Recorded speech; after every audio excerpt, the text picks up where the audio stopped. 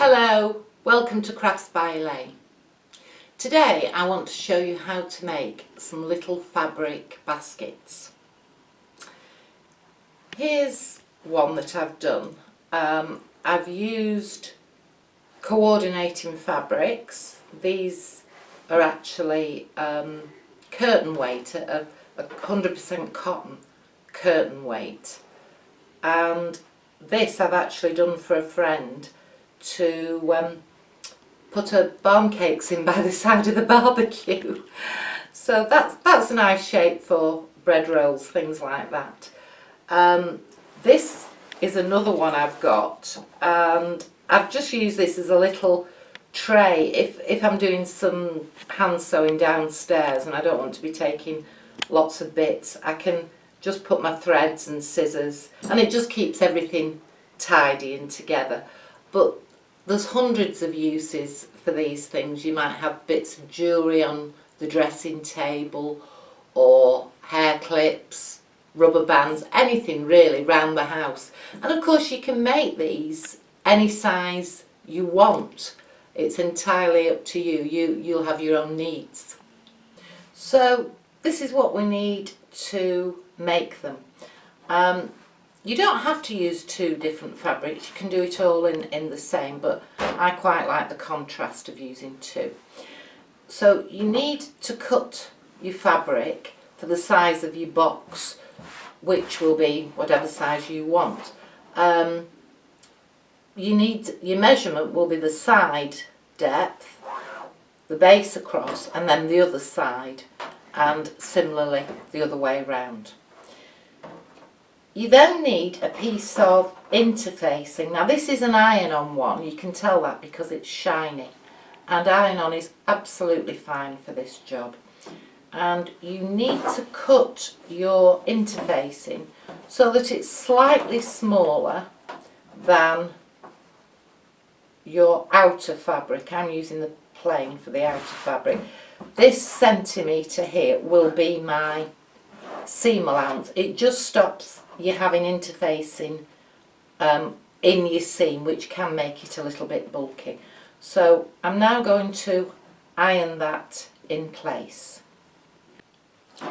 So I've ironed my interfacing onto the wrong side of the fabric, like that, and then I'm taking my fabric, which will be the inside of the little basket, and I've got right sides together, and your interfacing should be underneath.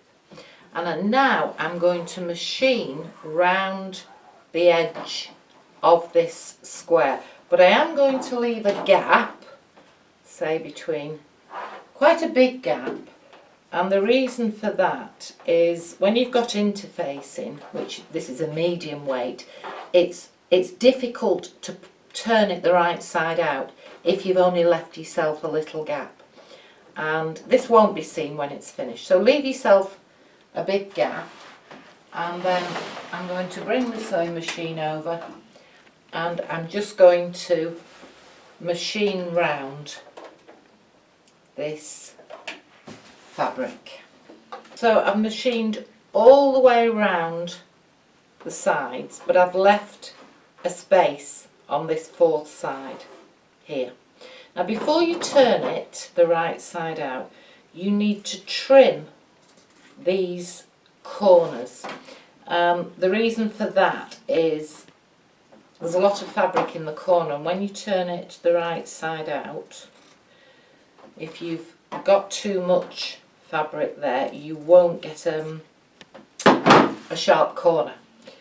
So you've got plenty of room here now to turn this the right side out. You can see why we left a big gap, because anything smaller would have been a little bit tricky to work with. Not impossible, but a bit more difficult.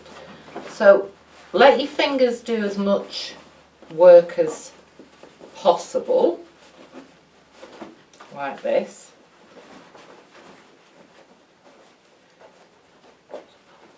Now it's very tempting, because your scissors are probably next to you, to get your scissors to poke those corners out. Please don't do that. I've got a bamboo skewer here, which I find very good, but you can actually buy a specialist tool for this. So poke your corners, so you see you get a really sharp corner there. Poke all 4 corners through.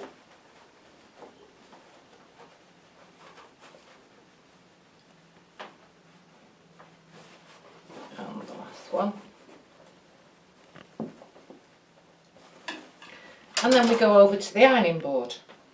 So this is now ready for pressing.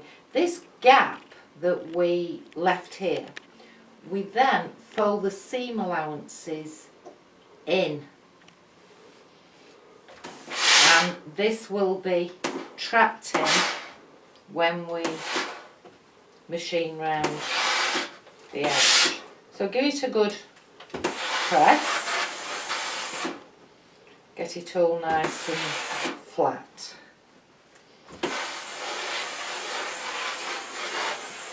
And then we can top stitch it round. So it's quite a good idea to start in the corner with your machining, because the stop and start won't be noticeable.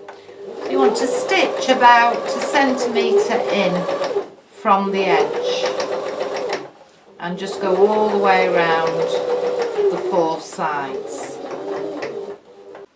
So having top stitched round all 4 sides, you're then going to form the sides of your little basket.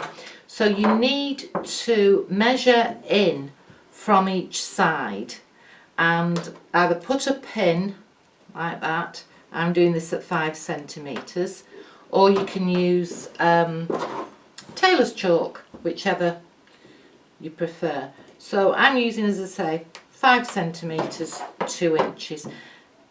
The good thing about using a check fabric for one side of your basket is that you can actually follow the checks to make your square. If you're using a floral fabric, then what I suggest you do is you actually draw this in a square or rectangle, whatever size you're doing, so that you know you've got it absolutely straight. I'll just take it over to the sewing machine and we'll just machine. Again, I'm going to start on a corner because when it's finished it'll be less noticeable where we've started and stopped. So all the way round the 4 sides. So I've stitched round that inner line that I marked, and what we're going to do now is just finish it by doing the corners. So this is very much like the lid of the tissue box cover. Bring your 2 sides up in the corner and bring the fabric out so that it's forming a point, and then you should be able to form a nice little squared corner. I hope you can see that. And if you just put a pin in there, you can then stitch down the corner, starting at the top. Remember to go back a couple of stitches, right down to the corner of your box, basket should I say, and then you've formed a little corner like that, and you do the same on the remaining 3 sides. To finish it off, if you want to, you can squash this little corner in and you could actually put a little stab stitch there, but I quite like it left out. So there we go, I've done all the 4 corners, and just open these out. You end up with a lovely little container for anything that you want.